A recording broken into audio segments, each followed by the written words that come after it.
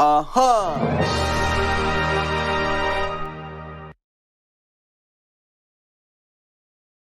Hi everyone and welcome to Dr. Jankila's lectures. Today's lecture is about the mean. So the mean is basically the average value.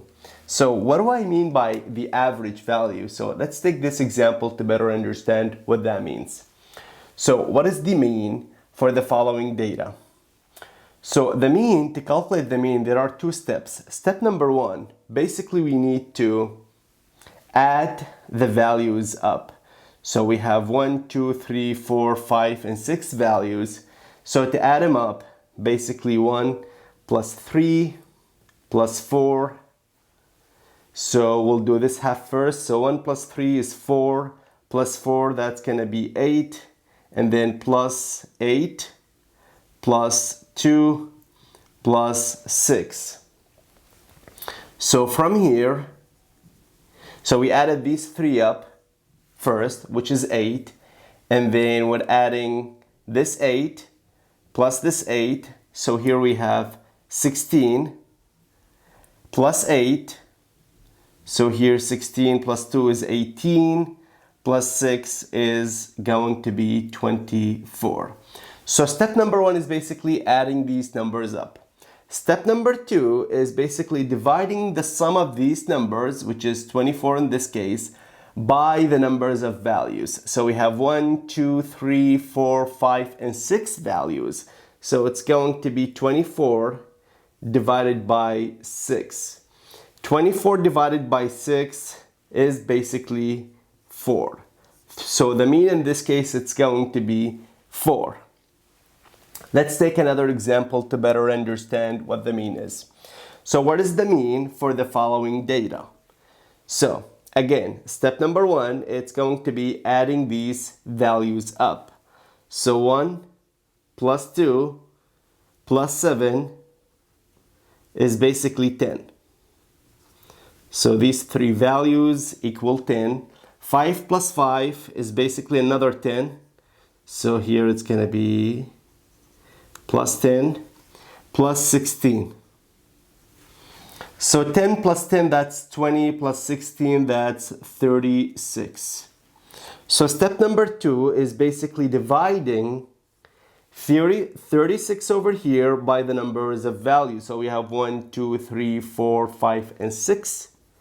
So the mean is basically 6 in this case. And I have made the numbers so easy to understand just to have a better understanding of what the mean is. Usually it's really rarely to see numbers really matching up like this or like that. So in statistic, the mean is basically used with continuous data that is normally distributed. So in the previous video, I did cover what continuous data is, which is basically the data that increase or decrease by the same values. And remembering from that video, I gave an example where there were two patients. Patient number one basically walked 100 steps, and patient number two walked 200 steps. So like we can see from here that patient number two has basically walked twice as much as a step as patient number one, and that's what it means by continuous data that is increasing by the same amount. So it has increased by 100 steps. So what do I mean by normally distributed?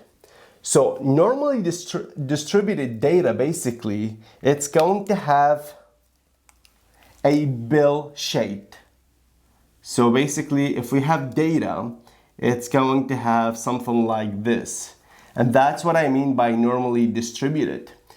It's going to have this bell shape. And for that to happen, we need continuous data, and the other things we need is basically a large sample. Because if we have a small sample, people could be distributed differently. But if we have a large sample, we're going to end up having this bell shaped.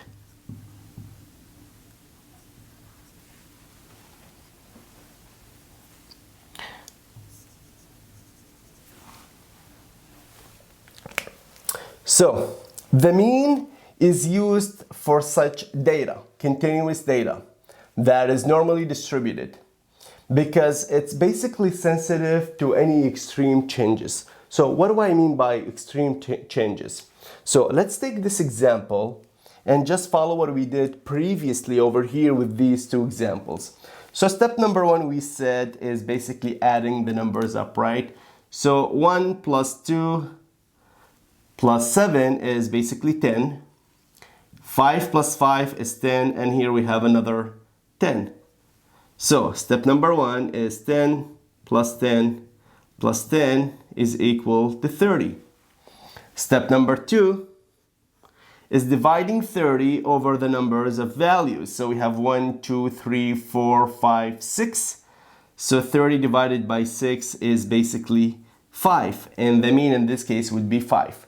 The reason why mean is used with continuous data that is normally distributed, it's because any changes can change the mean. So going back to this example over here, if we compare this example, so this one over here with this one over here, so this one versus this one, the only difference is basically the value 16 over here, and here we have 10. That's the only difference. There is no other difference in between these two examples. However, the mean is different. Here we have 5 and here we have 6. When it comes into the mode, in the previous lecture I explained what the mode was, which is the value that occur most frequently. So here, looking at this example, the value that happened most frequently is basically, we have two 5s. So this is the value that happened most frequently. So if I were to look and ask what's the mode in this example, the answer would be 5. So the mode is 5 for this example. And here, the most occurrent value is also 5. So we have two 5s over here. So the mode here is 5 as well. You see that the mode did not change between these two examples. However, the mean did change. And that's what I mean by any extreme changes.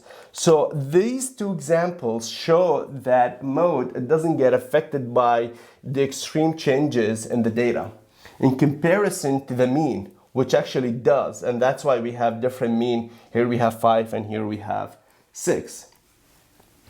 Keep in mind one thing is that when we have symmetrical and normal distribution, basically, the mean, mode, and the median, which I will be explaining in the next lecture, are basically equal. So what I mean by that is basically when we have a large sample with a continuous data, 50% of the population, it's going to be on the left side, and 50% it's going to be on the right side. So in this case, what's going to happen, the mean, it's going to be here in the middle. Mode, it's going to be here in the middle. And the median, it's going to be here in the middle as well. So all three of them, they're going to be equal to each other. So they're all going to have the same value.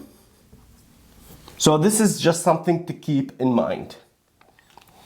So this is it for this lecture. If you have any question or comment, please leave them in the comments below.